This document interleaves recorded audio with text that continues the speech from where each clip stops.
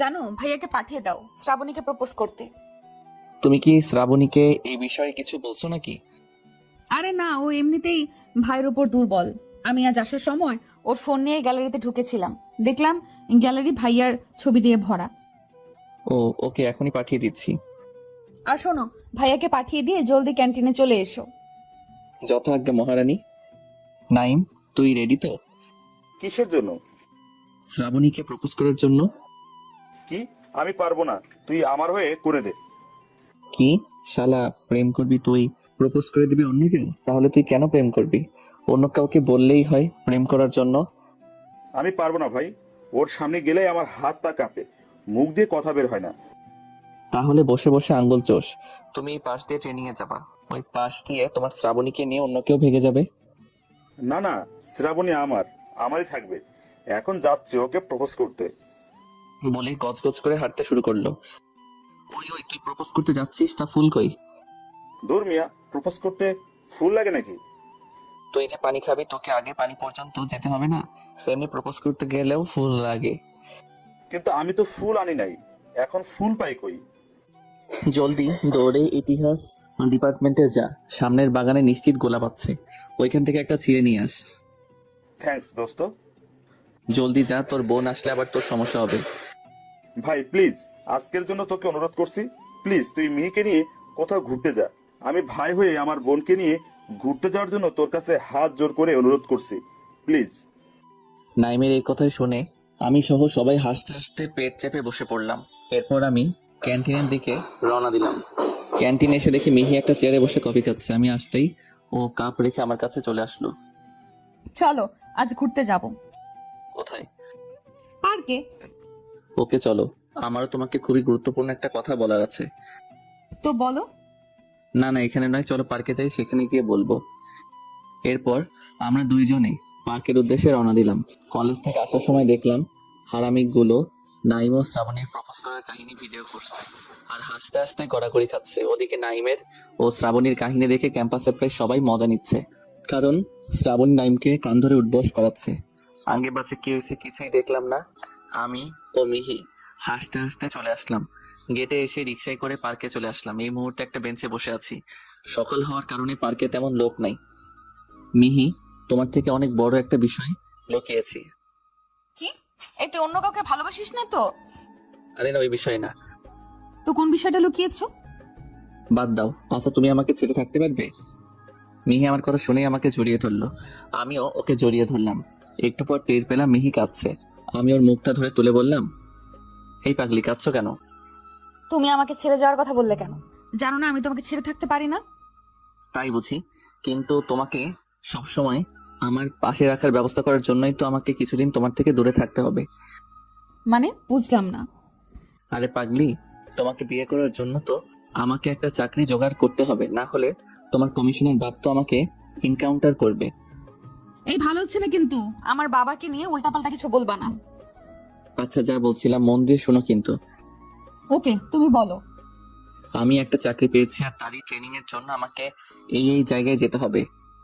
কি? তুমি চাকরি পেয়েছো আর আমাকে বলনি? যাও, তোমার সাথে কথা নাই। আমি ওকে কোমর ধরে টান দিয়ে আমার কোলে এনে বসালাম। মিহি ছোটার চেষ্টা করছে, তাই পেছন থেকে ওর হাত ধরে কোমর দুই পাশ দিয়ে আমার সাথে চেপে ধরলাম। ছাড় বেটা ফাজিল বজ্জাত, ধরবি না আমাকে, ছাড়, না হলে আমি চিৎকার করব। কি বললে? চিৎকার করবে? দেখি কেমন করে চিৎকার করো, আমিও একটু দেখি। মিহিকে আর বলতে না দিয়ে মুখ বন্ধ করে দিলাম। কিভাবে নিশ্চয়ই বুঝতে পারছেন। ঠিক ধরছেন, কিস করে মিনিট খানেক পর ওকে ছেড়ে দিলাম। আর একটা কথা, কিস করার সময় প্রথম প্রথম মিহি ছাড়ানোর চেষ্টা করলেও একটু পর রেসপন্স করতে শুরু করে।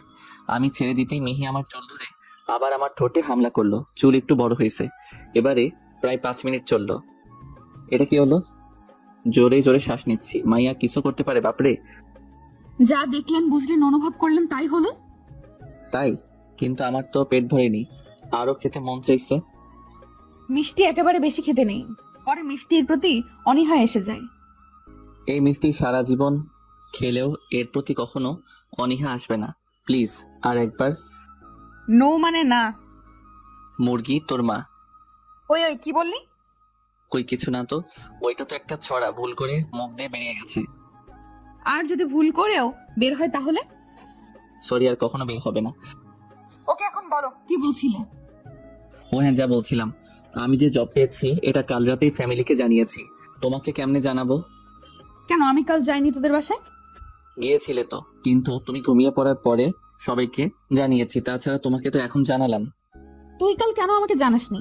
তাহলে আমি ওখানে বাবার সাথে আমাদের বিয়ের কথা বলতাম। এ কেমন মেয়ে বাবা, নিজের বিয়ের কথা নিজেই নিজের বাবাকে বলবে? আরে আমি আগে ট্রেনিং এ টিকবো, তারপর তো আমার চাকরি পাকা হবে। ওকে বলো কি জব পেয়েছো? শোনো, কাউকে বলা নিষেধ, তারপরে তোমাকে বলছি। কেননা আমি তোমাকে ভালোবাসি, এই কথা কিন্তু ভুলেও আর কাউকে বলবা না, এমনকি তোমার বাবাকেও না, ঠিক আছে? হুম। আমি পুলিশে জব পেয়েছি, আর কালই তার ট্রেনিং শুরু হবে। তাই আজ বিকালেই আমাকে চলে যেতে হবে। আর 9 মাস ট্রেনিং হবে, তারপর 3 মাস বিভিন্ন পরীক্ষা ও মিশন কমপ্লিট করতে হবে। 1 বছর পর আবার আমি এখানে চলে আসতে পারবো তোমার কাছে। এতক্ষণ চোখ বুজে একেবারে সবকিছু বলে দিলাম। কি ব্যাপার, কোনো আওয়াজ পাচ্ছি না কেন? চোখ খুললাম, চোখ খুলতে আমার গলা শুকিয়ে গেল মিহির চাহনি দেখে। চোখ দুটো টকটকে লাল, রাগে কপালের শিরা পর্যন্ত জেগে গেছে, হাত কাঁপছে। মিহির এমন রূপ দেখে তো আমি ভেজা বেড়াল হয়ে গেছি। হঠাৎই মিহি উঠে দাঁড়ালো। এরপর আমার শার্টের কলারে টান অনুভব করলাম। মিহির মুখের দিকে তাকিয়ে ভয়ে উঠে দাঁড়ালাম। এরপর আমার কলার ধরে টেনে নিয়ে যাচ্ছে।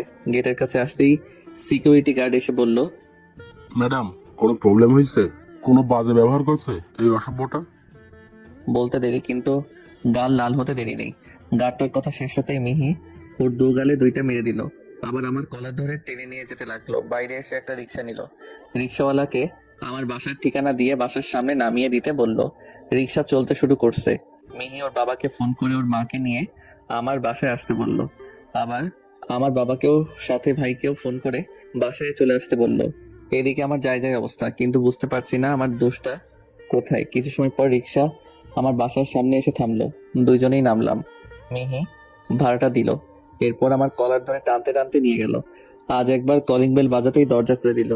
তাকে দেখলাম দরজার ওপাশে ভাবি দাঁড়িয়ে আছে। ভিতরে চোখ পড়তেই দেখি মিহির বাবা মা, আমার মা সোফায় বসে আছে।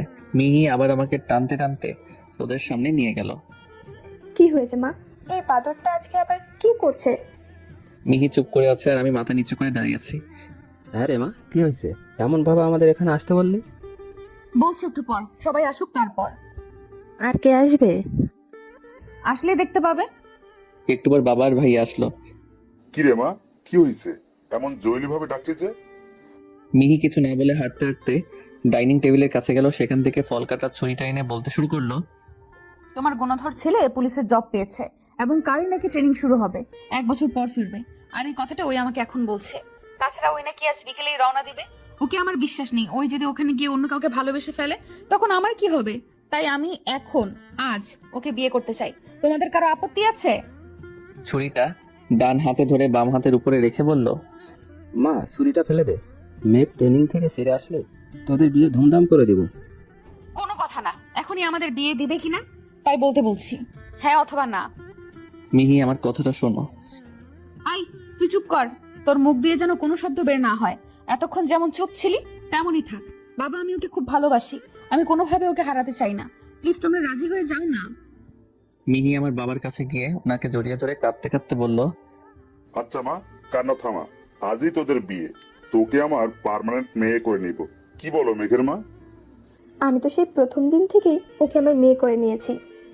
কিন্তু মিহিমা, বিয়ে দিতে চাইলেই তো আর হয় না। তাছাড়া বিয়ের জন্য যা যা প্রয়োজন তার কোনো কিছুরই জোগাড় করা হয়নি। আব্বুর কথা শুনে মিহি কি যেন চিন্তা করে বলল, আব্বু উকিল আঙ্কেলকে ফোন করে রেজিস্ট্রি পেপার নিয়ে আসতে বলো তো জলদি। মা রে, একবার যা বলছি তাই করো, বিয়ে আজ হবে মানে আজই হবে। এরপর মিহির বাবা মানে আমার হবু শ্বশুর মশাই কাকে যেন ফোন করে রেজিস্ট্রি পেপার নিয়ে আমাদের বাসায় আসতে বলল। অন্যদিকে মিহি নাইমকে ফোন করে আধা ঘন্টার ভিতরে আমাদের বাসায় আসতে বলল। ওদের এত সব কথা কাহিনী সব আমার মাথার উপর দিয়ে যাচ্ছে। 20-25 মিনিট পর দীপ্ত আসলো। নাইমার বন্ধুরা আসলো। আরো প্রায় 5 মিনিট পর একটা লোক আসলো। দেখেই বুঝতে পারলাম লোকটা একটা উকিল। আমি সোফায় বসে মাথায় হাত দিয়ে বসে ভাবছি আজকে কি কি ঘটেছে আমার সাথে। ওরা সবাই কিছু একটা নিয়ে কথা বলছে। পাশ থেকে শব্দ আসছে, কিন্তু আমার কানে শব্দ আসলেও আমার সেদিকে কোনো খেয়াল নেই। বসে বসে চিন্তা করছি, এমন সময় কেউ এসে আমার শার্টের কলার ধরে টেনে নিয়ে গেল। পারফিউম থেকে বুঝলাম এটা মিহি। এই মুহূর্তে কলম হাতে দাঁড়িয়েছে সিগনেচার করার জন্য, আর আমাকে চারপাশ দিয়ে ঘিরে আছে সবাই। সামনে মিহি দাঁড়িয়ে রাগে ফুঁসছে, যেন কোনো রাগী সারকে লাল কাপড় দেখিয়ে দিয়েছে, আর সেই কাপড়টা স্বয়ং আমি নিজেই। কি হলো, তাড়াতাড়ি সাইন করো। কই শুনতে পাও নাই? ওই আমার মেয়ের কথা কানে যায়নি, জলদি করে সাইন করে দে। আমি এখনো চুপ করে দাঁড়িয়ে আছি। বাবা রেজিস্ট্রি পেপারে সাইন করে দে, হয়ে গেছে। হ্যাঁ মেয়ে, জলদি সাইন করে দাও তো। এই তোর কানে এতগুলো লোকের কথা ঢুকছে না? মিহি আবার আমার শার্টের কলার ধরে ঝাঁকাতে ঝাঁকাতে বলল। দাঁড়া, দেখাচ্ছি মজা। বলে মিহি সোফায় রাখা সেই ছুরিটা এনে আমার সামনে দাঁড়ালো। 5 সেকেন্ড সময় দিলাম, এর ভেতর যদি সাইন না করিস তো আমার হাত কেটে ফেলবো। বলে আবার ছুরিটা ওর হাতের উপর রাখলো। এত কিছুর মাঝে আমি একটা কথা বলিনি। এবার মিহির কথা শুনে মা তো খেপে গেছে আমার উপর। তাছাড়া এই মেয়ের উপর কোনো বিশ্বাস নেই, হাত কাটতে একবারে বেশি দুইবার ভাববে না। তাই কাপা কাপা হাতে সিগনেচার করে দিলাম। ব্যাস হয়ে গেল রেজিস্ট্রি বিয়ে। কারণ মিহি আগে সাক্ষী হিসেবে আমার আর ওর নিজের বাবার সিগনেচার করিয়ে নিয়েছিল। তারপর নিজে সিগনেচার করে পেপারটা আমাকে দেয় সিগনেচার করার জন্য। ধাক্কা একটা না একটা সামলাতেই মিহি আমাকে আরেকটা ধাক্কা দিল। আমি রেজিস্ট্রি পেপারে সাইন করে আবালের মতো দাঁড়িয়ে আছি। কি করবো, উপস্থিত সবাই ফ্যামিলির লোকজন, তারপর বাবা মা, তাই মাথা নিচু করে দাঁড়িয়ে আছি। আমি সাইন করে দেওয়ার সাথে সাথেই মিহি পেপারটা টান দিয়ে নিয়ে নেয় এবং ওর উকিল আঙ্কেলকে দিয়ে দেয়। এরপর মিহি এসে আমাকে জড়িয়ে ধরে। ভালোভাবে বুঝতে পারলাম মিহি কাঁদছে। একটু পর নিজেই আমার বুক থেকে উঠে এই জলদি করে সকলের দোয়া নাও। বলে আমার হাত ধরে প্রথমে আমার বাবার সামনে নিয়ে গেল। এরপর এক এক করে সকলকে সালাম করে দোয়া নিলাম। সব শেষে নাইমের কাছে গেল। মিহি নাইমকে সালাম করলো, কিন্তু আমি দাঁড়িয়ে আছি। ওই আমাকে সালাম কর। শালার মুখে বিজয়ের হাসি। এতক্ষণ হালাই মজা লুটছে। যা ভাগ হালা, তোর দোয়া লাগবে না আমার। সবাইকে সালাম করার পর আম্মু আমরা উপরে যাচ্ছি, কেউ ডিস্টার্ব করবা না। মিহি আমার মা মানে ওর শাশুড়ি মাকে বলল, হ্যাঁ আচ্ছা। এই চলো উপরে যাই। না আমি যাব না। কি বললি? যা শুনছো তাই। আম্মু ওই আমার মেয়েটা যা বলবে তাই করবি, উল্টো পাল্টা কিছু করলে তোর খাবার বন্ধ। আম্মু। ওই চল। মিহি সকলের সামনে আমার শার্টের কলার ধরে টেনে উপরে নিয়ে গেল। সোজা আমার রুমে এসে আমার কলার ছেড়ে দরজা আটকে দিল। আমি মিহির দিকে তাকিয়ে দেখি মিহির দরজা আটকে ওড়নাটা কোমরে বাঁধলো। তারপর আমার দিকে এগিয়ে আসছে। দেখে বোঝা যাচ্ছে এখনো আমার উপর রেগে আছে। আমি বুঝতে পারছি আমাকে ধরতে পারলে নিশ্চিত খবর করে ছাড়বে। মিহি আমার দিকে এগোচ্ছে, আমি পিছিয়ে যাচ্ছি। এমন করতে করতে হঠাৎ আমি বিছানায় পড়ে যাই। আমি বিছানায় পড়তে মিহি দৌড়ে এসে আমার বুকের উপর বসলো।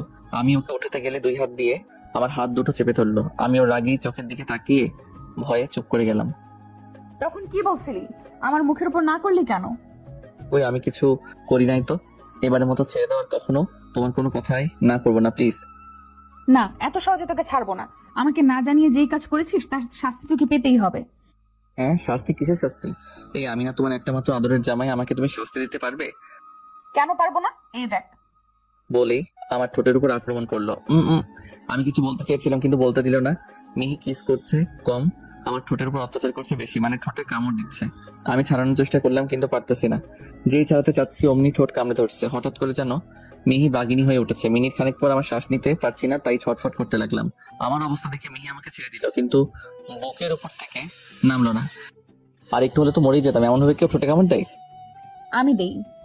বলেই আবার আক্রমণ করলো। এবার শুধু কিসি সীমাবদ্ধ থাকলো না, বলতে লজ্জা করছে বাকিটা ইতিহাস। আবার ইতিহাস বইতে খুঁজতে যায় না। এখন মিহি আমার বুকে শুয়ে আছে। শুয়ে শুয়ে ভাবছি কয়েক ঘন্টায় পুরো জীবনটা একটা অন্যরকম মোড় নিয়েছে। কারো জীবন এখন আমার জীবনের সাথে বাধা হয়ে গেছে। সে আর কেউ নয়, আমার ভালোবাসার মানুষ। এখন সে আমার অর্ধাঙ্গিনী, আমার জীবন সঙ্গী।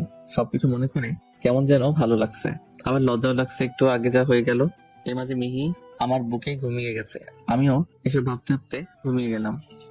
ঘুম ভাঙার পর ফোনটা হাতে নিয়ে টাইম দেখি, সন্ধ্যা হয়ে গেছে। মিহি এখন আমাকে জড়িয়ে ধরে আমার বুকে মাথা রেখে ঘুমিয়ে আছে।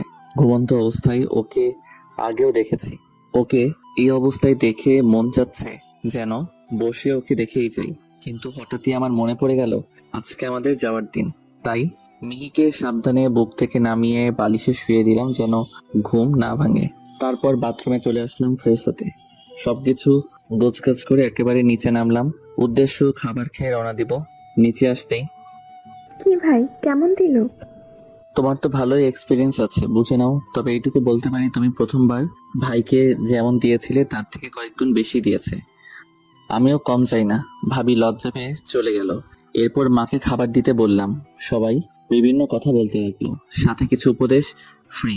হঠাৎই কেউ আমার কোলে বসে পড়লো এবং আমার হাত ধরে লোকমাটা নিজের মুখে নিয়ে নিল। এরপর আমার বুকে ঠেস দিয়ে চোখ বন্ধ করে চিবোতে লাগলো। চুলের স্মেলেই বুঝে গেলাম মিহি, তাই চুপ করে রইলাম। আশেপাশে তাকিয়ে দেখি সবাই হা করে আছে। মিহির কাণ্ড দেখে আর মিটিমিটি হাসছে। আমি তো লজ্জায় পড়ে গেলাম। কখনো এমন অবস্থার শিকার হইনি। লজ্জায় কান দিয়ে ধোয়া বেরোচ্ছে। মিহি খাবার খেয়ে যেই চোখ খুললো, সামনে তাকিয়ে দেখে তার বাবা মানে আমার শ্বশুরজি। এরপর আশেপাশে তাকিয়ে দেখে দুই ফ্যামিলির সবাই আছে। মিহি লজ্জা পেয়ে দুই হাতে আমার গলা জড়িয়ে ধরে বুকে মুখ লুকালো। মিহির এমন কাজে সবাই শব্দ করে হেসে উঠল। এরপর এক এক করে সবাই উঠে গেল। ভাবি যাওয়ার সময় ভাই আমার যাকে পেট পুড়ে খাইয়ে দিও, যেন 1 বছর থাকতে পারে। বলে হাসতে হাসতে চলে গেল। এই যে রাগিনী, ওঠো, সবাই চলে গেছে। এই মিহি ওঠো, পরে আমার দেরি হয়ে যাবে। হঠাৎ মনে হলো মিহি ফোপাচ্ছে, তার মানে মিহি কাঁদছে। আমি মিহির মুখটা বুক থেকে তুললাম। আমার ধারণাই ঠিক, মিহি কাঁদছে। হাতের উল্টো পিঠ দিয়ে চোখের জল মুছে দিয়ে বললাম কথাটা। আমি তোমাকে ছেড়ে থাকতে পারবো না, এক মুহূর্তও না। বলে আমাকে ঝাপটে ধরে আমার বুকে মাথা রেখে কাঁদতে লাগলো। আরে পাগলি, মাত্র 1 বছরের জন্যই তো। তাছাড়া 1 বছর পর আমি ফিরে আসলে সারা জীবনের জন্য আমি তোমার। মিহি কিছুতেই মানতে চাইছে না। অনেক বুঝিয়ে মিহিকে মানাতে হলো। এমনকি আমার ফ্যামিলি প্লাস মিহির ফ্যামিলির সবাই মিলে মিহিকে বোঝাতে হয়েছে। সবাই থেকে বিদায় নিয়ে রওনা দিলাম। আমার লেট হবে জেনে নাইমার বাকি সবাইকে চলে যেতে বলে, কিন্তু ওই আমার জন্য থেকে যায়। শ্বশুরের গাড়িতে বসে আছি আমি, মিহি ও নাইম। শ্বশুর জি গাড়ি চালাচ্ছে, আমরা পিছনে বসে আছি। মিহি আমাকে জড়িয়ে ধরে কেঁদেই চলেছে, থামার কোনো নামগন্ধ নেই। আমি ওকে জড়িয়ে ধরে থামানোর চেষ্টা করছি। নাইম আমাদের দিকে একদিনে তাকিয়ে আছে। আমি বাম হাত দিয়ে ওর মাথার পিছনে একটা থাপ্পড় দিলাম। কি হলো এটা? শালা, একদম আমাদের ভালোবাসায় নজর দিবি না, ওই দিকে ফিরে বস। যা ভাগ হালা, তাকাবো না তোদের দিকে। আমি আমার শ্রাবণের সাথে কথা বলি। তাই কর, তবে ভুলেও আমাদের দিকে তাকাবি না। একসময় বাস স্ট্যান্ডে চলে আসলাম। মিহি এখনো আমাকে ছাড়ে নাই। নাইম গাড়ি থেকে নেমে শ্রাবণীর সাথে কথা বলছে। শ্বশুরজি বাসের টিকিট কাটতে গেছে। মিহির মুখ ধরে ওকে বুক থেকে উঠালাম। মিহি কিছু কথা বলছে, মন দিয়ে শোনো। তুমি এখন আর আগের মতো নেই। আগে একটা পরিবারের অংশ ছিলে, কারোর মেয়ে কারোর বোন ছিলে, কিন্তু এখন তুমি আরো একটা পরিবারের অংশ। এখন তুমি কারোর স্ত্রী, কারোর বৌমা, কারোর যা। এখন তুমি 2টা পরিবারের অংশ। তুমি এখন আগের মতো চলতে পারবে না। তাছাড়া আমি, নাইম বা আমাদের ফ্রেন্ডরা কেউই এখানে থাকবো না। তাই তোমার কোনো বিপদে আমাদের কেউই আসতে পারবে না। তাই এমন ভাবে চলবে যাতে আমাদের পরিবারের মান সম্মান ঠিক থাকে এবং নিজে যেন কোনো বিপদে না পড়ো। এখন থেকে তোমাকে সকল বাজে অভ্যাস ত্যাগ করতে হবে। আর কোনো বিপদে পড়লে আগে ফ্যামিলির সবাইকে জানাবে, নিজে কোনো সিদ্ধান্ত নিবে না। মাত্র তো 1টা বছর, দেখতে দেখতে চলে যাবে। 1টা বছর একটু কষ্ট করো, সারা জীবন আমরা সুখী থাকবো। বলে ওকে খুব শক্ত করে জড়িয়ে ধরলাম। কিছুক্ষণ পর ছেড়ে দিয়ে ওর কপালে ভালোবাসার স্পর্শ দিয়ে গাড়ি থেকে নেমে পড়লাম। নেমে দেখি নাইম ও শ্বশুরজি দাঁড়িয়ে আছে। আমি ওদের কাছে গেলাম। শ্বশুরজি আমাদেরকে সবকিছু বুঝিয়ে নিচ্ছে। এমন সময় মিহি এসে আবার আমাকে পিছন থেকে জড়িয়ে ধরলো। আশেপাশে তাকিয়ে দেখি অনেকেই আমাদেরকে দেখছে। আমি দ্রুত মিহিকে গাড়িতে নিয়ে গেলাম। মিহি এমন পাগলামি করে না। পাগলি, তোমাকে একটু আগে বললাম ফ্যামিলির সম্মান নষ্ট হয় এমন কোনো কাজ করবে না। ওইখানে তোমার বাবা দাঁড়িয়ে আছে। তাছাড়া আমাদের বিয়ে হয়েছে, সেটা যেভাবেই হোক ফ্যামিলি মেম্বার ছাড়া কেউই জানে না। তুমি যদি এখন যেখানে সেখানে কাউকে জড়িয়ে ধরো, তাহলে লোকে নিশ্চয়ই তোমাকে ভালো কিছু বলবে না। তোমার সম্পর্কে মানুষের মনে একটা খারাপ ধারণা জন্মাবে, সাথে তোমার ফ্যামিলির সম্পর্কেও। বুঝতে পারছো আমি কি বলতে চাইছি? 1টা বছর একটু ধৈর্য ধরে কষ্ট করে, এরপর কোনো কষ্ট তোমাকে স্পর্শ করতে পারবে না। এই মিহি, এই শোনা, তাকাও আমার দিকে। মিহি আমার দিকে তাকালো। আমি ওর চোখ মুছে দিলাম। আমি 1 বছরের জন্য তোমার থেকে দূরে চলে যাচ্ছি। যাওয়ার আগে কি একটিবারের জন্য তোমার ওই রাগী মুক্তি দেখতে পাবো না? কি আর করা, বউ তো আমার মনের কথা বুঝে না। দেখি ওখানে গিয়ে আর কাউকে পাই কিনা। বলে গাড়ি থেকে নামতে নিলাম, কিন্তু নামতে পারলাম না। মিহি আমার হাত ধরে হ্যাঁচকে টান দিয়ে আবার বসিয়ে দিল এবং আমার মাথার পিছনে হাত দিয়ে শক্ত করে ধরে আমার ঠোঁটে নিজের ঠোঁট মিলিয়ে নিল। এমন ভাবে কিস করছে যেন কিস না, আমার ঠোঁট কামড়ে খেয়ে ফেলতে চাইছে। আমি ওকে ছাড়ানোর চেষ্টা করতে থাকলাম কিন্তু পারছি না। যেই ছাড়াতে চাইছি অমনি কামড় দিচ্ছে। মিনিট খানেক পর ছেড়ে দিল। আর কখনো এই মুখে কারো নাম নিবি না। এরপরে অন্য কারো নাম মুখে নিলে তোর জিহ্বা টেনে ছিঁড়ে ফেলবো। এবার আমি ওকে শক্ত করে ধরে ওর ঠোঁটে আক্রমণ করলাম। মিনিট খানেক পর ছেড়ে দিয়ে জড়িয়ে ধরে, মনে থাকবে সোনা, নিজের ফ্যামিলির সকলের খেয়াল রাখবে আর ভালো করে লেখাপড়া করবে। ওকে কিছু বলার সুযোগ না দিয়ে নেমে পড়লাম। জানি এখন কান্না করবে আর আমি ওর কান্না দেখতে পারবো না। সোজা গাড়িতে এসে নিজের সিটে গিয়ে বসলাম। এখন নিজেরই কান্না পাচ্ছে। কি করে থাকবো সবাইকে ছেড়ে? পরপরই নাইম আসলো। ওর সিট আমার পাশেই। নাইমেরও মন খারাপ, তাছাড়া ফোন রেখে আসছি। ওখানে ফোন ব্যবহার করা নিষেধ। এসব বিভিন্ন জিনিস চিন্তা করতে করতে একসময় ঘুমিয়ে গেলাম। হেল্পারের ডাকে ঘুম ভাঙলো। সকাল হয়ে গেছে। বাস থেকে নেমে আরো 1 ঘন্টা জার্নি করে ট্রেনিং সেন্টারে পৌঁছালাম। ওখানে গিয়ে হারামিগুলোর সাথে দেখা হলো। এরপর ফ্রেশ হয়ে সবাই মিলে আশেপাশে ঘোরাঘুরি করলাম। কাল থেকে ট্রেনিং শুরু হবে। রাতে ডিনার করে যে যার ক্যাম্পে গিয়ে ঘুমালো। আমি শুয়ে এদিক ওদিক মোড়ামুড়ি করছি। ঘুম যেন আজ আর আসছে না। সকলের কথা মনে পড়ছে, বিশেষ করে মিহির কথা। না জানি সে কি করছে। এভাবে দেখতে দেখতে 1 বছর পার হয়ে গেল। আজকে আমাদের ট্রেনিং শেষ হলো। এভাবে একটু আগে আনুষ্ঠানিকভাবে সম্মানী দিয়েছে আমাদেরকে, প্লাস শপথ পাঠ করিয়েছে। সকলের হাতে এখন অ্যাপয়েন্টমেন্ট লেটার রয়েছে। আমাদের টিমের লিডার আমি। এটার নাম। আমরা সবাই আমাদের ক্যাম্পে ফিরে আসলাম। ফ্রেশ হয়ে সবাই মিলে ঘুরতে বেরোলাম। ঘুরাঘুরি শেষে মার্কেটে গেলাম। সেখান থেকে ফোন ও ফ্যামিলির সকলের জন্য জামা কাপড় নিলাম। ক্যাম্পে ফিরে ফ্রেশ হয়ে আব্বুর কাছে ফোন দিলাম। 1 বছরে মাত্র 3 বার কথা হয়েছে সকলের সাথে। আব্বু ফোন রিসিভ করলো। আব্বু, কেমন আছো? কে? মেঘ, আমি ভালো আছি, তুই কেমন আছিস? আমিও ভালো আছি। তোমার আশেপাশে আম্মু, ভাবি, মিহি কেউ আছে নাকি? না, আমি তো এখন কলেজ মোড়ে আছি। কেন, কি হয়েছে? আর এটা কার নাম্বার? এটা আমার নাম্বার। আজই নিয়েছি। আমাদের ট্রেনিং শেষ, কাল বাসায় ফিরবো। আমি এখনই বাসায় গিয়ে ওদের সবাইকে বলছি। আরে না না, সবাইকে সারপ্রাইজ দিব। কাউকে জানাবে না। ভাইকে কাল ছুটি নিতে বলবা। আর একটা কথা, কি? আমি একটা বাইক কিনবো। আমার কাছে কিছু আছে আর কিছু লাগবে। আমার অ্যাকাউন্টে কিছু টাকা ডিপোজিট করে দাও। আচ্ছা, একটু ওয়েট কর। 1 ঘন্টার ভেতরেই তোর অ্যাকাউন্টে টাকা জমা হয়ে যাবে। ওকে, রাখছি। সাবধানে চলাফেরা করবে। হুম। ফোন রেখে হারামিদের কাছে গেলাম। সবাই ফোন কিনেছে, তাই সবাই ফোনে কথা বলছে। কেউ মা বাবার সাথে, কেউ গার্লফ্রেন্ডের সাথে। সকলের কথা বলা শেষে সবাইকে জানালাম একটু পরে আবার মার্কেটে যেতে হবে আমার বাইক কেনার জন্য। আমার কথা শুনে হারামিরা আবার ওদের বাবার কাছে ফোন দিয়ে টাকা চাইলো। এরপর সবাই মিলে আড্ডা দিতে লাগলাম। ঘন্টা 2 পর সবাই আবার মার্কেটে গেলাম। বাইক কিনে রেস্টুরেন্ট থেকে ডিনার করে জলদি জলদি ফিরে আসলাম। শোন, সবাই গিয়ে ঘুমিয়ে পড়বি। আর রাত 2:30 অ্যালার্ম দিয়ে রাখবি। 3টার দিকে রওনা দিব। আর তোরা যদি সকালে রওনা দিতে চাস তাহলে কিছু বলার নেই। ওই হারামি চুপ, সবাই একসাথে যাব। ওকে, যে যার ক্যাম্পে যা। এরপর সবাই যে যার ক্যাম্পে চলে গেল। আমি শুয়ে শুয়ে ভাবতে লাগলাম কাল একেবারে কলেজে যাব মিহির ক্লাস চলাকালীন। সেখানে গিয়ে মিহিকে সারপ্রাইজ দেব। তারপর ওকে নিয়ে বাসায় যাব পরিকল্পনা মাফিক।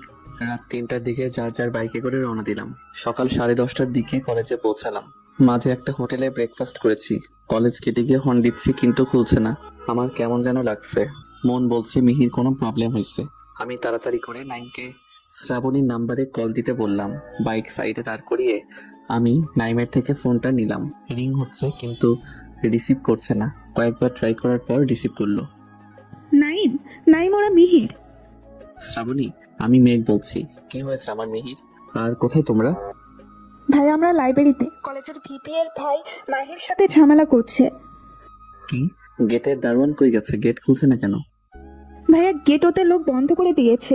জলদি আসেন, না হলে ওরা মিহিরকে কোনো বড় ক্ষতি করে দিবে। ওকে, আমি আসছি। ফোন নাইমকে দিয়ে জলদি করে আমার বাইকের কাছে গেলাম। তারপর ব্যাগ থেকে গান বের করে সাইলেন্সার লাগিয়ে নিলাম। সাথে 2টা এক্সট্রা ম্যাগাজিন নিলাম। 3টা ম্যাগাজিনে 17টা করে মোট 51টা বুলেট আছে। ওরাও আমার দেখা দেখি নিজেদের গান বের করে লোড করে নিল। আমি ভিতরে যাচ্ছি, তোরাও আমার পিছে পিছে আয়। গানটা কোমরে গুজে গেট টপকালাম। গেট টপকে দেখি গেটের পাহারায় 7 জন রয়েছে। আমি ওদের সকলের 2 হাঁটুতে একটা একটা করে গুলি করে দিলাম। আমার পিছনে নাইম আসছিল। এদেরকে 2 জনে সামলা, যেন কারো মুখ থেকে শব্দ বের না হয় বলে আমি লাইব্রেরির দিকে দৌড় দিলাম। লাইব্রেরির কাছে গিয়ে গানের ম্যাগাজিন বদলে নিলাম। এরপর ভিতরে ঢুকলাম। ভিতরে ঢুকে যা দেখলাম তাতে আমার রাগ চূড়ান্ত পর্যায়ে পৌঁছে গেল। কারণ পুরো 13টা ছেলে মিহিকে গোল করে ঘিরে ঘুরছে। তার ভিতরে একজন মিহির ওড়না ধরে টানছে। মিহি ওড়নার অন্য প্রান্ত ধরে আছে।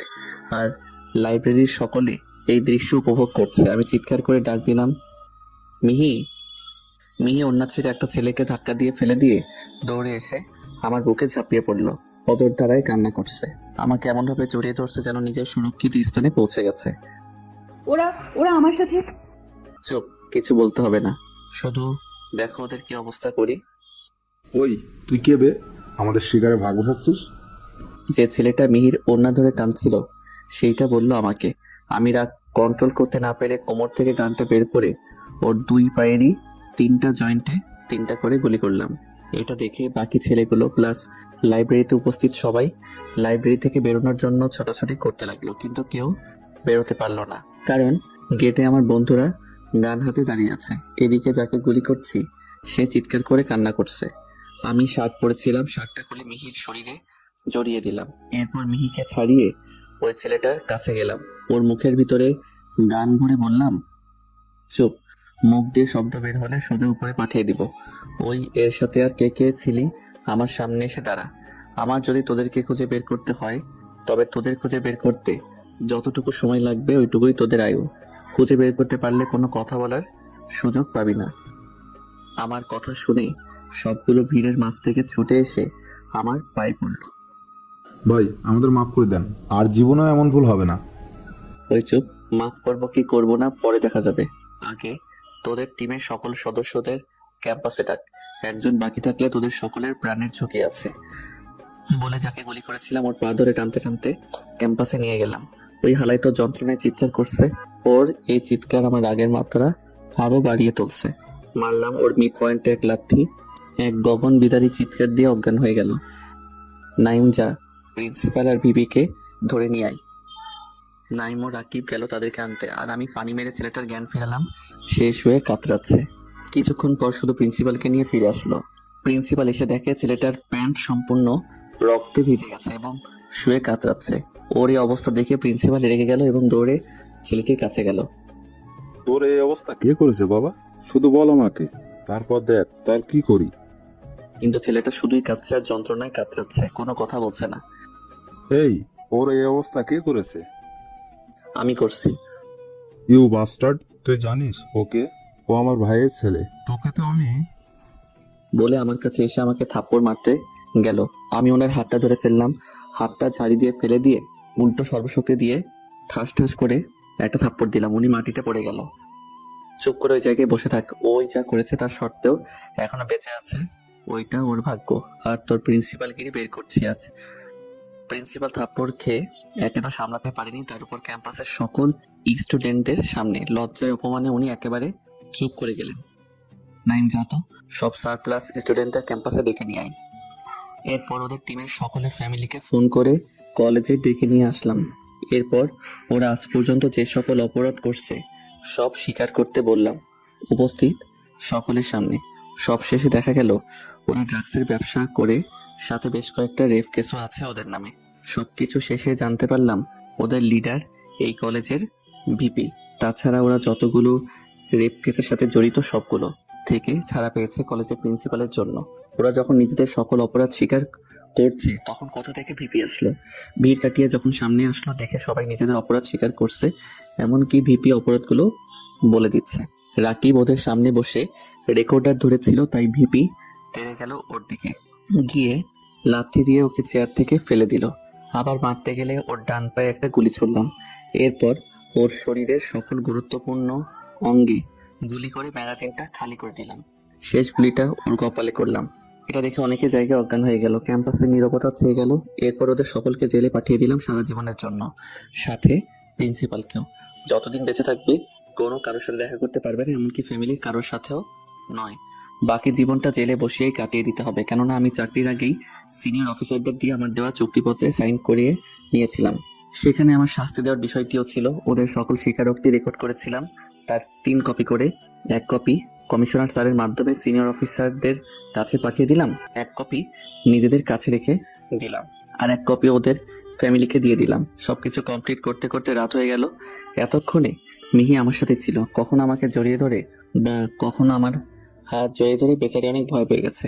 তারপর সবকিছু শেষ করতে করতে রাত 10টা বেজে গেল।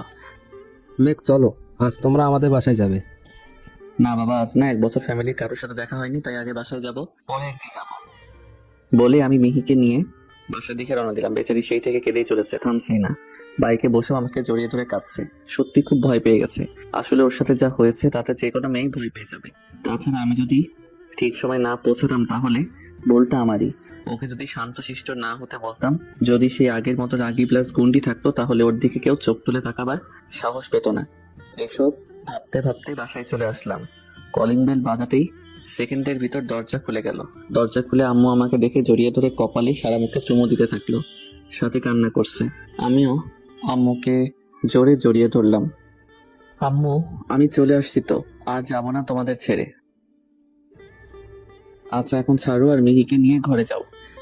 আমি মিহির কথা বলতেই আম্মু মিহির দিকে খেয়াল করলো, আমাকে ছেড়ে মিহির কাছে গেল। কি হয়েছে আমার মেয়েটার? চোখ মুখের এমন অবস্থা কেন? আচ্ছা এসব বাদ দাও তো, আগে ওদের ভিতরে আসতে দাও। যা, তোরা গিয়ে ফ্রেশ হয়ে আয়। আমি ভিতরে গিয়ে সবার কাছে ভালো মন্দ জিজ্ঞেস করে মিহির দিকে একবার তাকিয়ে রুমের দিকে রওনা দিলাম। মিহিও আমার পিছন পিছন আসতে লাগলো।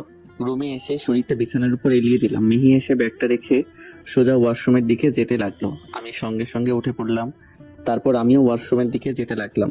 মিহি ওয়াশরুমে ঢুকে দরজা বন্ধ করতে গেল। আমি দৌড়ে গিয়ে দরজায় হাত দিলাম। মিহি দরজার আড়াল থেকে মুখ বের করলো। আমাকে দেখে দরজা খুলে ওয়াশরুম থেকে বেরিয়ে যেতে নিল।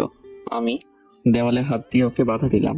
মিহি মাথা নিচু করে দেওয়ালে ঠেস দিয়ে দাঁড়িয়ে আমাকে ভিতরে যাওয়ার পথ করে দিল। আমি জলদি করে ভিতরে ঢুকে দরজা বন্ধ করে দিলাম। দরজা বন্ধ করার শব্দ শুনে মিহি আমার দিকে তাকালো।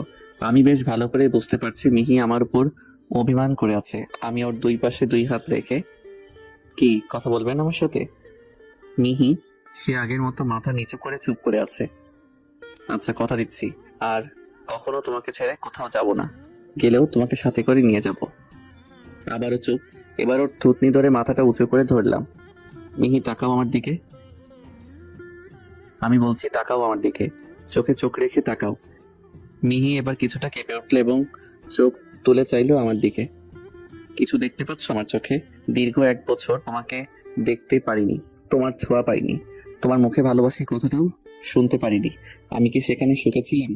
তারপর আজ যখন ভাবলাম তোমাকে না জানিয়ে এসে চমকে দেব, সেখানে কি ঘটে গেল জানো? কাল রাতে ঘুমাতে পারিনি তোমার কাছে ফেরার উত্তেজনায়। রাত 3টায় রওনা দিয়েছি।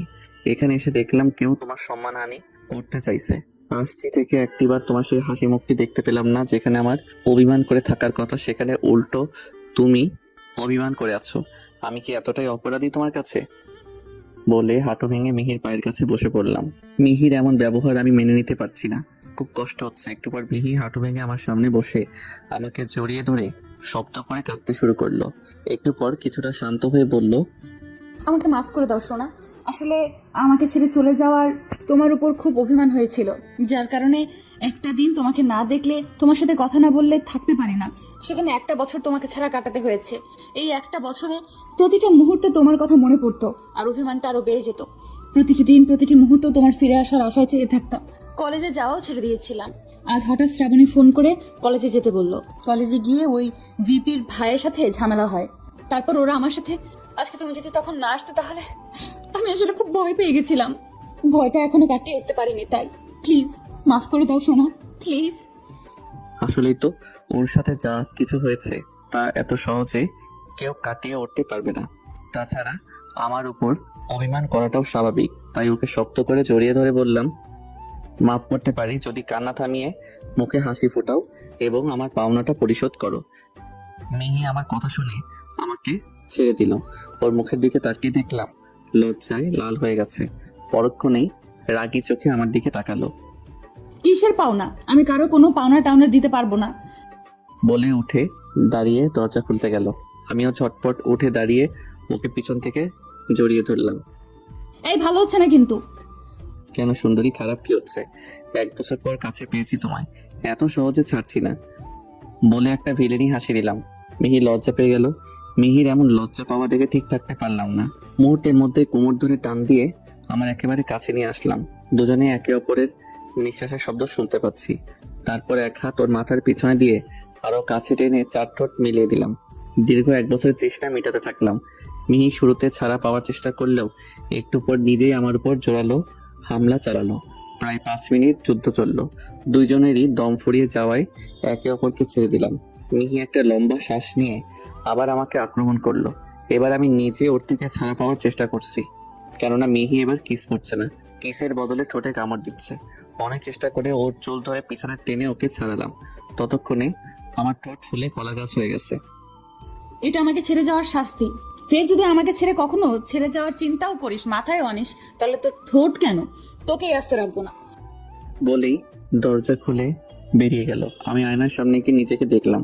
চেনাই যাচ্ছে না শুধু ঠোঁটের কারণে, আসলে ঠোঁট ফুলে হনুমানদের মতো হয়ে গেছে। শাওয়ার ছেড়ে দিয়ে নিচে দাঁড়ালাম। আহ কি শান্তি। স্নান সেরে বাইরে বের হয়ে দেখি মিহি মেডিসিন হাতে দাঁড়িয়ে আছে। এতক্ষণ লাগে ছেলে মানুষের স্নান করতে? সে কখন থেকে মেডিসিন হাতে দাঁড়িয়ে আছি। কথায় লেখা আছে ছেলেদের স্নান করতে সময় লাগে না, আর এত দরদ দেখাতে হবে না। নিজে কামড়িয়ে এখন আসছে দরদ দেখাতে বলে পাশ কাটিয়ে বিছানায় গিয়ে বসলাম। মিহি তুলায় মেডিসিন লাগিয়ে আমার সামনে এসে দাঁড়িয়ে আমার ঠোঁটের উপর ঠেসে ধরলো। মেডিসিনের আকস্মিক প্রক্রিয়ায় মনে হলো কেউ আমার ঠোঁটে লঙ্কা গুঁড়ো মাখিয়ে দিয়েছে। আমি মিহির হাতটা টেনে আমার মুখের উপর থেকে টেনে সরিয়ে দিলাম। হাত সরিয়ে দিলাম, এক চিৎকার, ও মাগো! মিহি সাথে সাথে আবার আমার মুখ চেপে ধরলো। আমি ওকে আবার সরানোর চেষ্টা করছি, কিন্তু সরাতে তো পারলামই না। উল্টো মিহি রেগে গিয়ে আমাকে ঠেলে বিছানায় শুয়ে দিল এবং আবার বুকের উপর বসে ঠোঁটের উপর মেডিসিন চেপে ধরে আছে। একটু পর ঠোঁটে আর জ্বালা করছে না, তাই চুপ করে মিহির দিকে তাকালাম। দীর্ঘ 1 বছর পর সেই রাগী মুখটা দেখতে পেলাম, যেটা দেখে মিহির প্রেমে পড়েছিলাম। আমার চুপ করে শুয়ে থাকা দেখে মিহি আমার চোখের দিকে তাকিয়ে দেখলো আমি ওর দিকে তাকিয়ে আছি। মিহি লজ্জা পেয়ে গেল এবং আমার বুকে মাথা রেখে আমার উপর শুয়ে পড়লো। এতক্ষণে খেয়াল আসলো কেউ দরজা ধাক্কাচ্ছে। একটু খেয়াল করতেই বাইরে থেকে আম্মুর গলা শুনতে পেলাম। মেঘ, বাবা কি হয়েছে তোর? দরজা খোল। আমরা চুপ করে আছি, কেউ কোনো শব্দ করছি না। মেহিমা, দরজা খোল। মেঘ, কি হলো? মিহি আমার উপর থেকে উঠে আমার কপালে একটা কিস করে দরজা খুলতে গেল। এই দরজা খুলো না, শুধু বলো আমরা ঠিক আছি। কেন? কিছু বোঝে না যেন ফিটার খাওয়া শিশু। আমার ঠোঁটের কি অবস্থা করেছো দেখো, আমি এখন কিভাবে তাদের সামনে যাব। ও হ্যাঁ, এই একদম হাসবে না, যাও ওদেরকে বলো আমরা ঠিক আছি, দরজা খোলার দরকার নেই। কিন্তু তারা কারণ শুনতে চাইলে কি বলবো? যা খুশি বলবা, কিন্তু ভিতরে আসতে দিবে না। আমি ওয়াশরুমে গেলাম, তুমি যাও। মিহি দরজা খুললো। এতক্ষণ কি করছিলি? মেঘ কই? মেঘ এমন চিৎকার করলো কেন? কি হয়েছে ওর? আম্মু মেঘ তো ওয়াশরুমে গেছে, আর আমি ওকে এতদিন আমার থেকে দূরে থাকার শাস্তি দিচ্ছিলাম। মা, চলো তো, এটা ওদের সিক্রেট ব্যাপার। ওই চলো তো, কতদিন পর দুজনে এক জায়গায় হয়েছে, কিছু একটা তো হবেই। মিহি ওদের কথা শুনে লজ্জায় মাথা নিচু করে দাঁড়িয়ে থাকলো। ওরাও চলে গেল। মিহি এসে ওয়াশরুমের দরজায় টোকা দিল। মেঘ সবাই চলে গেছে, বেরিয়ে এসো। আমি বেরিয়ে আসলাম। যাও গিয়ে ফ্রেশ হয়ে নাও, ফ্রেশ হয়ে আমার ডিনারটা উপরে নিয়ে এসো। এই অবস্থায় তো আর নিচে যেতে পারবো না। হবে নাকি আরো একবার? এই না না বলে ঠোঁটের উপর হাত দিলাম। মিহি হাসতে হাসতে ওয়াশরুমে ঢুকে গেল। আমি গিয়ে বিছানায় শুয়ে পড়লাম। সারাদিনের ব্যস্ততায় খুব ক্লান্ত হয়ে পড়েছিলাম, তাই শুতেই কিছুক্ষণের মধ্যে ঘুমিয়ে পড়লাম। মিহির ডাকে ঘুম ভাঙলো। খাবার নিয়ে এসেছে, ডিনার করার জন্য ডাকছিল। আমারও ক্ষুধা লাগছিল, তাই উঠে ওয়াশরুমে গিয়ে ফ্রেশ হয়ে আসলাম। মিহি খাবারের প্লেট আনলো। খাবার দেখে বুঝলাম মিহি ডিনার করেনি, মনে হয় আমার সাথে করবে, তাই আমি কিছু না বলে খাওয়া শুরু করলাম। মিহিকে একবারের জন্য কিছু বলিনি, আর চোখে মিহির দিকে চেয়ে দেখে এর আগে ফোঁস করছে যেন কিছু বললেই সবল দিবে। আমি খাবার নিয়ে মুখে দিব, এমন সময় মিহি বিদ্যুৎ গতিতে এসে আমার হাত ধরে খাবার নিজের মুখে নিয়ে নিল। এরপর আমার কোলে বসে চুল মুঠি করে ধরলো। কিছু বলার আগে চুল ধরে ঝাঁকাতে লাগলো। আমি বললাম, গুন্ডি ইজ ব্ল্যাক। পাগলিটা খেপে গেছে। এই কি করছো? খাওয়ার সময় কেউ কাউকে মারে? কেউ মারে না, কিন্তু আমি মারবো তোকে। আমি না খেয়ে আছি, তুই খাইয়ে দিবি বলে, আর এখন নিজে দিব্যি খেয়ে যাচ্ছিস। একবারও শুনলি না আমি খেয়েছি কিনা? তোকে মারবো না তো কি করবো? রাক্ষস একটা! এত খাবার তুই একা খেতে পারিস? কথা না বলে চুপচাপ আমাকে খাইয়ে দে। এত কিছু বললো কিন্তু আমার চুল ছাড়েনি। আচ্ছা আচ্ছা, খাইয়ে দিচ্ছি, প্লিজ চুলগুলো ছাড়ো। বলে এক লোকমা ভাত ওর মুখে ধরলাম। মিহি চুল ছেড়ে আমার গলা জড়িয়ে ধরে খাবারগুলো মুখে নিল। আমি মিহিকে খাইয়ে দিচ্ছি আর মিহি আমার গলা জড়িয়ে ধরে বুকে মাথা রেখে খাবার খাচ্ছে। হঠাৎ বুকে কেমন ভিজা ভিজা মনে হলো। মিহির দিকে তাকিয়ে দেখি মিহি কাঁদছে। এই পাগলি, কাঁদছো কেন? জানো এই একটা বছর কিভাবে কাটিয়েছি? এইভাবে তোমার কোলে বসে তোমার হাতে খাবার খেতে খুব ইচ্ছে করতো, তোমাকে কাছে পেতে ইচ্ছে করতো, কিন্তু বলে আমাকে শক্ত করে জড়িয়ে ধরে ফুপিয়ে কেঁদে উঠলো। এই পাগলি, আমি চলে এসেছি তো তোমার কাছে, আর কখনো তোমার থেকে দূরে যাব না। এখন থেকে রোজ তোমাকে এইভাবে খাইয়ে দিব, আর কখনো কাঁদবে না, বুঝেছো? হুম। এরপর ওকে খাইয়ে দিয়ে আমিও খেয়ে নিলাম। মিহি প্লেট নিয়ে নিচে চলে গেল। আমি বসে রেস্ট নিচ্ছি। একটু পর নাইমের কল দিল। কিরে, কি করিস রে শালা? কি আর করবো, শালা নিজে তো বইয়ের সাথে রোমান্স করছিস, আমার কিছু একটা গতি করে দে ভাই।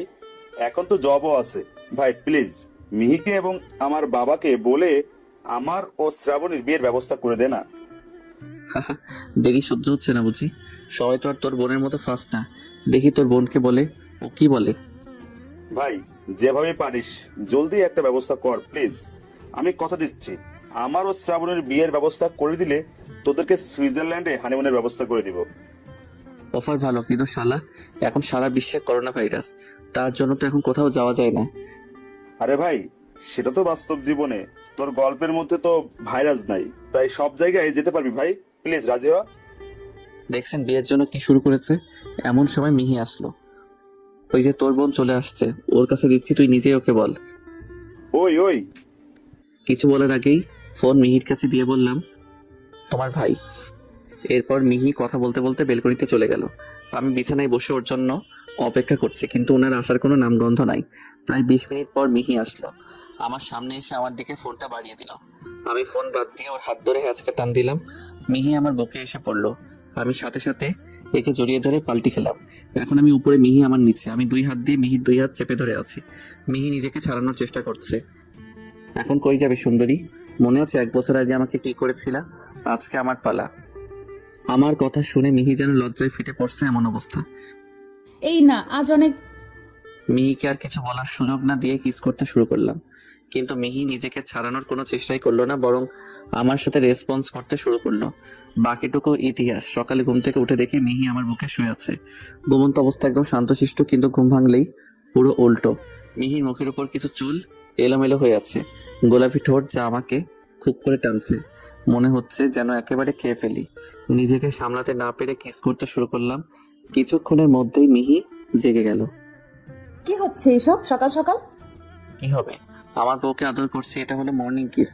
Good morning my dear wife good morning dear husband.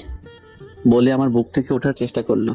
আমি ওকে জড়িয়ে ধরে, থাকো না আরো কিছুক্ষণ, কতদিন পর তোমাকে কাছে পেলাম, ছাড়তে মন চাইছে না। আমি তো পালিয়ে যাচ্ছি না, এখন ওঠো। আর কত বেলা হয়ে গেল? ওকে ছাড়তে পারি তার জন্য কিছু বকশিশ দিতে হবে। কি? কোনো বকশিশ আমি দিতে পারবো না। দেখি, আমাকে ছাড়ো। আগে তোমার ওই নরম ঠোঁটের একটা গরম চুম্মা দাও, তারপর ছাড়বো। বলে আরো জোরে মিহিকে জড়িয়ে ধরলাম। ওকে ওকে দিচ্ছি, চোখ বন্ধ করো। আমি চোখ বন্ধ করলাম। মিহি আমার ঠোঁটের উপর একটা কিস করে ঝটপট উঠে পড়লো, কিন্তু বিছানা থেকে নেমে দেখলো ওর শরীরে কোনো কাপড় নাই। জলদি করে আবার কম্বলের তলে ঢুকলো। ঢুকে কম্বল মুড়ি দিয়ে লজ্জা ঢাকতে চাইছে। আমি মিহির এমন কাণ্ডে জোরে হেসে উঠলাম। মিহি এবার কম্বল থেকে মাথা বের করে আমাকে দেখলো। এরপর আমার উপরে জোরে আমাকে মারতে শুরু করলো, কিন্তু আমার হাসি থামছে না। শেষে লজ্জায় আমার বুকে মুখ লুকালো, নিজেও হাসতে শুরু করলো। আমি হাসি থামিয়ে একটা টাওয়েল পরে নিলাম। এরপর মিহিকে কোলে তুলে নিয়ে ওয়াশরুমের দিকে হাঁটতে লাগলাম। এই কি হচ্ছে? পড়ে যাব তো।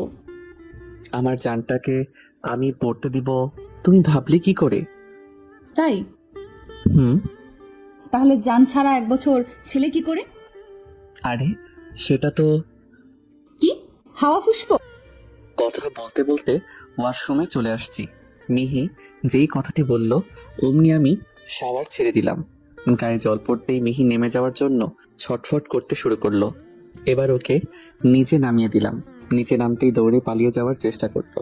মিহির গায়ে কম্বল ছিল, আমি কম্বলটার এক প্রান্ত ধরে ফেললাম। মিহি কম্বলের টান অনুভব করার সাথে সাথে কম্বল চেপে ধরে দাঁড়িয়ে গেল। পিছনে ফিরে আমার দিকে রাগি চোখে তাকালো। আমার দিকে তাকানো মাত্রই একটা হ্যাচকা টান দিয়ে কম্বলটা নিয়ে নিলাম। মিহি নিজের দিকে তাকিয়ে ছোট্ট একটা চিৎকার দিল। দৌড়ে এসে আমার গলা জড়িয়ে ধরলো, এমন ভাবে আমার সাথে চিপকে গেল যেন আমাকে ওর পোশাক বানাতে চাইছে। লজ্জায় আমার বুকে মাথা রেখে কাঁপছে। আমি একটু জোর করে ওর মুখটা তুললাম। শাওয়ার চলতে থাকায় এতক্ষণে দুজনে পুরো ভিজে গেছি। মিহির চুলগুলো ভিজে এলোমেলো হয়ে ওর মুখের উপর পড়েছে। আমি মুখটা তুলে ধরার সময় মিহি চোখটা বন্ধ করে নিয়েছে। ভাই যে বিয়ে করেছে এবং নিজের ওয়াইফকে ভেজা চুলে দেখেছে, সেই একমাত্র এই ফিলিংসটা পেয়েছে। আমি এক ধ্যানে ওর মুখটা দেখেই যাচ্ছি। একটু পর মিহি একটু একটু করে চোখ খুললো। চোখ মেলে দেখে আমি ওর মুখের দিকে চেয়ে আছি নিষ্পলক ভাবে। এটা দেখে মিহি আরো বেশি লজ্জা পেয়ে গেছে, ফলে ওর মুখের সৌন্দর্য আরো কয়েকগুণ বেড়ে গেছে। বুকে জ্বালা টের পেয়ে বাস্তবে ফিরলাম। বুকে তাকিয়ে দেখি মিহি আমার বুকে কামড়ে দিয়েছে। এইভাবে কেউ কামড়ায়? রাক্ষসী কোথাকার। বেশ করেছি, কামড়িয়েছি। আমার জিনিস আমি যা খুশি করব, তাতে তোমার কি? বললেই হলো আমার জিনিস, মগের মূল্যক নাকি? মগের হোক বা বালতির, তাতে আমার যায় আসে না। আমার জিনিস মানে আমার জিনিস, বুঝেছিস? আমার দুই কান ধরে ঝাঁকাতে ঝাঁকাতে বললো কথাটা। আহ আহ আরে লাগছে তো। আগে বল সব আমার জিনিস কিনা। সব তোমার জিনিস, প্লিজ ছেড়ে দাও প্লিজ। যাও, ছেড়ে দিলাম। এরপর যদি কখনো বলেছো তো তোমার খবর আছে। আর ভুলে বলবো না, রাক্ষসী একটা। ওই কি বললি? আমি ওকে জড়িয়ে ধরে কিস শুরু করে দিলাম, কারণ এই মুহূর্তে ওই রেগে গেছে মনে হলো। আর ওকে থামানোর এই একটা মাত্রই উপায় আমার জানা আছে। এরপর দুইজনে স্নান সেরে রেডি হয়ে একসাথে নিচে আসলাম। মিহি আজকে একটু সাজগোজ করেছে। নিচে আসার সময় মিহি আমার হাত জড়িয়ে ধরেছিল। নিচে নামার সময় দেখি দুই পরিবারের সবাই প্লাস আমার হারামি বন্ধুগুলো নিচে বসে আছে। আমাদের আসতে দেখে সবাই হা করে পড়েছে। রাকিব কি যেন খাচ্ছিল, এটা ওর হাত থেকে পড়ে গেল। ভাইয়াকে দেখলাম ফোনে ছবি তুলতে লাগলো। তার দেখা দেখি হারামিগুলো ছবি তুলতে লাগলো, রাকিব বাদে। ওদের এমন একসাথে ছবি তুলতে দেখে মিহি মাঝপথে আমাকে জড়িয়ে ধরলো লজ্জায়। এটা দেখে নিচ থেকে ইসমাইল সিটি মারলো। দেখে রাকিব গান শুরু করলো, ধাক ধাক কান্নে লাগা ও মোরা জিয়ারের দানে লাগা। আমি সকলের সামনে মিহিকে কোলে তুলে নিলাম। নিচ থেকে বিভিন্ন শব্দ আসছে, কেউ কেউ সিটি দিচ্ছে, কেউ তালে দিচ্ছে, কেউ উহু উহু বলে শব্দ করছে। মিহি লজ্জায় আমাকে এমন ভাবে জড়িয়ে ধরছে যেন পারলে আমার বুকে ছিদ্র করে ভিতরে ঢুকে যায়। আমি মিহির লজ্জা পাওয়া দেখে জলদি করে নেমে গেলাম। আমারও লজ্জা করছিল, কারণ নিচে আমার বাবা মা, মিহির বাবা মা ছিল। মিহিকে কোলে নিয়ে নিচে তাকিয়ে তাদের দেখে এমন লজ্জায় পড়ে গেলাম, কারণ না পারছি তাদের সামনে ওই অবস্থায় দাঁড়িয়ে থাকতে, না পারছি মিহিকে নামিয়ে দিতে। ওই যে বলে না, জোশে হোশ হারিয়ে ফেলা, ওইটাই হয়েছিল তখন আমার মধ্যে। নিচে এসে মিহিকে নামিয়ে দিতেই মিহি দৌড়ে গিয়ে আমার মাকে জড়িয়ে ধরলো। এরপর মায়ের আঁচল টেনে নিজের মুখ ঢাকলো। মিহির এমন কাণ্ডে উপস্থিত সবাই গলা ফাটিয়ে হেসে উঠলো। একটু পর সবাই ব্রেকফাস্ট করতে বসলাম। মহিলা 4 জনে খাবার দিচ্ছে। খাওয়া শুরু করতেই আব্বু বলতে শুরু করলো, তোমাদের যে কারণে ডাকছিলাম, তোমাদের যেদিন ট্রেনিং এ যাওয়ার কথা ছিল সেদিন মিহি ও মেঘের রেজিস্ট্রি হয়েছিল। এখন আমরা চাই 2-1 দিনের ভেতরেই এদের বিয়ে দিতে, আর বিয়ের সব দায়িত্ব তোমাদের নিতে হবে। আঙ্কেল, আপনি শুধু বিয়ের ডেটটা আমাদের জানাবেন, বাকি সব কিছু আমরা সামনে নিব। এইসব নিয়ে কথা হচ্ছে এমন সময় আমি নাইমের দিকে তাকালাম। ও আমার দিকে করুণ চোখে তাকিয়ে আছে। একটু পর ইশারায় ওর বাবাকে দেখাচ্ছে, কিন্তু আমি বুঝতে পারছি না ও কি বলতে চাইছে। আমি ওর দিকে আবালের মতো তাকিয়ে আছি। একটু পর নিজের প্লেটে শ্রাবণী নাম লিখে তার নিচে বিয়ে লিখে আমাকে প্লেটের দিকে তাকানোর ইশারা করলো। প্লেটের থেকে চোখ সরিয়ে নাইমের দিকে তাকাতেই ও নিজের বাপের দিকে ইশারা করলো। এখন ক্লিয়ার হলাম, নাইম শ্রাবণীর সাথে ওর বিয়ের কথা বলতে বলছে আমার শ্বশুর মশাইকে। একটু পর সবাই কিছুটা চুপ করলে আমি বলে উঠলাম, বাবা আমার একটা কথা ছিল আপনার সাথে। মা আপনিও শোনেন। কথাটা বলে মিহির দিকে তাকালাম, দেখি ওই আগে সাপের মতো নিঃশ্বাস নিচ্ছে। মনে করছে ও সম্পর্কে কি বলবো। আরে বলে ফেলো বাবা। আসলে কথাটা আপনি কিভাবে নেবেন, কথা আমি মিহি এমনকি এরা সবাই জানে। বন্ধুদের দেখিয়ে ওদের তো আমার কথা শুনে মুখে ভয়ের ছাপ চলে এসেছে। আরে বেটা বলে ফেলো, এত ভয় পাওয়ার কি আছে? আমি বড় একটা নিঃশ্বাস নিলাম, এরপর চোখ বন্ধ করে বলতে লাগলাম, নাইম একটা মেয়েকে ভালোবাসে। মেয়েটার নাম শ্রাবণী, মিহির বেস্ট ফ্রেন্ড। ওরা দুজনেই দুজনকে ভালোবাসে। আমি ওদের বিয়ে দেওয়ার বিষয়টা আপনাদের জানাতে চাচ্ছিলাম। একদমে কথাগুলো বলে চোখ খুললাম। আমি কথা শেষ করার পর কিছুক্ষণ নীরবতা বিরাজ করলো। তারপর শ্বশুরজি শাশুড়ির দিকে একবার তাকিয়ে হেসে উঠল। তাকে হাসতে দেখে উপস্থিত সবাই হেসে উঠল, শুধু নাইম বাদে। ওই মাথা নিচু করে আছে। ব্রেকফাস্ট শেষ করে রেস্ট নেওয়ার সময় সবাই মিলে ঠিক করলো দুটো বিয়ে একসাথে হবে, একটা আমার ও মিহির এবং একটা নাইম ও শ্রাবণীর। এরপর আমি বন্ধুদের সাথে বাইরে আসার সময় আই মেঘ শোনো, বলো, বিকেলে আমাকে নিয়ে ঘুরতে যেতে হবে। আমি আমার জানের আবদার না রাখতে পারি? রেডি হয়ে থেকো। তারপর চলে আসলাম বন্ধুদের সাথে। বন্ধুরা জোর করে একটা নামি দামি রেস্টুরেন্টে নিয়ে গেল। এরপর ইচ্ছে মতো অর্ডার করলো আর বিল আমায় ধরিয়ে দিল। খাওয়ার পর ওদেরকে বিকালে ওদের গার্লফ্রেন্ডদের নিয়ে একটা জায়গায় নাম বলে সেখানে আসতে বললাম। এরপর আমিও নাইম একসাথে বাসায় চলে আসলাম। দোস্ত, অনেক ধন্যবাদ। কেন? রেস্টুরেন্টের বিল দিয়েছি বলে? দূর না, আমার আর শ্রাবণীর কথা বাবাকে জানানোর জন্য। আরে ফ্রেন্ডদের মধ্যে no thanks no sorry, only গালাগালি। বাড়ি ফিরে মিহিকে বললাম, মিহি বিকেল 4টার আগে রেডি হয়ে থাকবে। আমার ফ্রেন্ডরাও তাদের জিএফ নিয়ে ঘুরতে যাবে আমাদের সাথে। এরপর রুমে গিয়ে কিছুক্ষণ ঘুমালাম। বিকালে মিহি আমাকে ডেকে তুললো। এরপর রেডি হয়ে ওকে নিয়ে নির্দিষ্ট জায়গায় গেলাম। একে একে সবাই আসলো তাদের গার্লফ্রেন্ড নিয়ে। শিহাবের কেউ নাই, তাই ও একা। অন্যদিকে উজ্জ্বল এর ভিতরে একটা জোগাড় করে ফেলছে। কিরে দোস্ত, কেমনে কি হলো আমরা জানি না। আর দোস্ত, যা ভাবছিস তা না, এর সাথে আমার বিয়ে ঠিক করেছে পরিবার থেকে, তাই বিয়ের আগে একটু চুটিয়ে প্রেম করি। বুঝলাম মামা, কিন্তু ট্রিট তো পেলাম না। আচ্ছা দিব, তোরা তো আর ছাড়বি না। তারপর সবাই মিলে ঘোরাঘুরি করে রাত 9টার দিকে বাসায় ফিরলাম। এভাবে হেসে খেলে 1 মাসের মতো পার হয়ে গেল। এর ভিতর আমার নাইম ও উজ্জ্বলের বিয়ে হয়ে গেছে। আজকে ডিউটিতে ছিলাম একটা অপারেশনে। হঠাৎ মিহির ফোন আসে, কিন্তু রিসিভ করার পর আম্মু কথা বলে, হ্যালো মেঘ, জলদি বাসায় আয়, তোর ভাবি অসুস্থ হয়ে পড়েছে। ভাইয়া আর আব্বু কোথায়? তাদের ফোন দিয়েছি, তাদের আসতে লেট হবে। আচ্ছা তুমি টেনশন করো না, আমি আমি এখনই আসতেছি। তারপর আমি জলদি বাসার দিকে রওনা দিলাম। বাসায় পৌঁছে দেখি ভাবি বসে আছে, আম্মু ও মিহি দুই পাশ দিয়ে বাতাস করছে। আমি জলদি মিহি ও ভাবিকে নিয়ে গাড়িতে করে হসপিটালে আসলাম। হসপিটালে এসে ডক্টরকে বললাম, ডক্টর আমার ভাবির কি হয়েছে? তিনি ঠিক আছেন তো? আরে এখানে টেনশনের কিছু নেই, বরং মিষ্টি খাওয়ান, তিনি মা হতে চলেছেন। এটা শোনার পর আমার খুশি দেখে কে। তারপর হসপিটালে মিষ্টি দিয়ে ভাবি ও মিহিকে নিয়ে বাসায় ফিরলাম। বাসায় ফিরে দেখি বাবা ও ভাই সোফায় বসে আছে। ভাই এত টেনশনে ঘামে ভিজে গেছে। আমি গিয়েই মাকে নিয়ে নাচতে শুরু করলাম। এটা দেখে মিহি হাসছে। ভাবি আগে থেকে লজ্জা পেয়ে আছে। মিহির হাসি দেখে ভাবি আরো লজ্জা পেয়ে গেল। ভাবি দৌড়ে গিয়ে ভাইকে জড়িয়ে ধরলো। এই মেঘ, কি হয়েছে তোর ভাবির? আর এমন নাচতেছিস কেন তুই? ভাবি লজ্জায় ভাইকেও বলতে পারছে না। আমার কথা শুনে ভাই আনন্দে কেঁদে ফেললো। ওই যে বলে না, খুশিতেও চোখে জল আসে। একটা খুশির জ্বর বয়ে গেল আমাদের পরিবারে। রাতে ডিনার করে এসে শুয়ে আছি। একটু পর মিহি আসলো। ঘরের দরজা লাগিয়ে দিয়ে এসে আমার বুকে মাথা রেখে চুপ করে শুয়ে রইল। আমি একটু অবাক হলাম, মিহি কখনোই এমন চুপ করে থাকে না। এই শোনা, কি হয়েছে তোমার? মিহি কোনো কথা বললো না, আগের মতোই আছে। কি হলো দেখি, তাকাও আমার দিকে বলে ওর মুখটা তুললাম। এরপর ওর চোখে চোখ রেখে বললাম, বলো আমাকে, না বললে আমি বুঝবো কেমন করে? আমি একটা বেবি চাই, আমিও মা হতে চাই। ওরে আমার সোনারে, তুমি নিজেই তো এখনো পিচ্ছি, তার উপর আবার আরেকটা পিচ্ছি চাই? আমি সিরিয়াস, আমি বেবি চাই। এখন না যান, সময় হলে তখন নিব। না, আমার বেবি লাগবে মানে লাগবেই। আচ্ছা তাহলে তো তোমায় অনেক আদর করতে হবে। তোমাকে বারণ করেছে কে? ওকে, তাহলে এখন নতুন মিশনে নামতে হবে। ওরা দেখছে তো। কই কারা? এখানে তো কেউ নেই। আরে তোমার গল্পের পাঠক পাঠিকারা। তো কি হয়েছে? যা, আমার বুঝি লজ্জা করে না? ওরে আমার লজ্জাবতী রে, একটু পর তোমার সব লজ্জা দূর করবো।